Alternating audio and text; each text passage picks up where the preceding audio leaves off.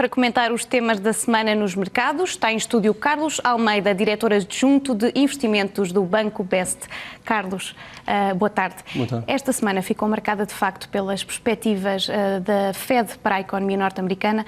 Há sinais de alguma divisão na Reserva Federal quanto ao momento em que se devem começar a retirar os estímulos. Isso pode acontecer em breve? De facto, essas declarações do Ben Bernanke desta semana marcaram não só esta semana, mas eventualmente todo o mês, ou porque não, se calhar, o próprio trimestre em termos de atualidade financeira. De facto, o Bernanke veio dizer para os investidores, obviamente, que a partir do momento em que a própria economia americana começa ela própria a ter políticas de crescimento decorrente da atividade de iniciativas privadas, essencialmente, obviamente, irá retirar boa parte dos estímulos, que é preciso recordar que já há cerca de 5 anos que eles estão em vigor. Portanto, digamos, como que o constatar de que eventualmente poderemos assistir a alguma melhoria de alguns indicadores, ainda hoje assistimos a isso em termos de crescimento acima do esperado de bens duráveis nos Estados Unidos, em que os mercados reagiram de forma negativa a uma boa notícia. Eu creio que é um pouco aquilo que nós poderemos viver nos próximos semanas, que são as boas e más notícias. Isto é, são boas notícias relativamente a dados da atividade económica per si, mas que os investidores vão verificar como que isto cada vez está mais próximo à saída desses mesmos estímulos por parte da Reserva Federal norte-americana, mas é preciso ver que a própria Fed vai ser muito cautelosa, porque não pode fazer um travão ou não pode colocar um travão repentino a esses mesmos estímulos que, conforme já referi, há 5 anos que estão a durar na economia americana. E quando for feita essa retirada, que impacto é que isso terá na economia norte-americana e também na economia global? Eu diria que na economia norte-americana per si, ela obviamente vai ser decorrente do próprio dinamismo da própria economia.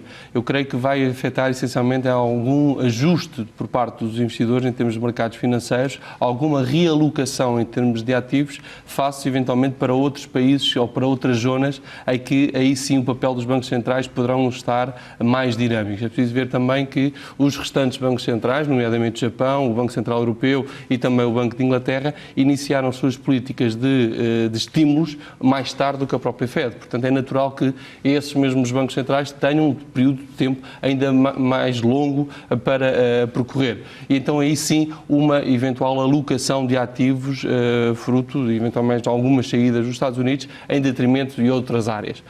Isto poderá ser uma consequência, mas de facto, relativamente à economia per si, propriamente americana, de facto é revelador desse mesmo crescimento, o que é sem dúvida nenhuma uma boa notícia para os países em geral e também para a economia da zona euro em especial. E é agora menos provável que as bolsas globais continuem a bater recordes sucessivos?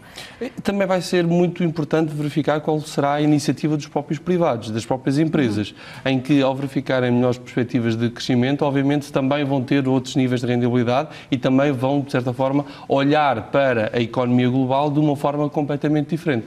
Portanto, temos que, digamos que são momentos, diria, quase únicos, porque também esses momentos até agora também foram únicos em termos de papel de intervenção dos bancos centrais europeus, dos bancos centrais a nível internacional. Portanto, é importante também acompanhar e obviamente que ainda é cedo a dar essa lógica de consequência da retirada de estímulos e os próprios mercados terem, digamos, uma reação negativa. É obviamente que esta semana foi uma semana de ajuste, de perdas semanais. E para além da Fed, houve outro fator que condicionou o desempenho das bolsas?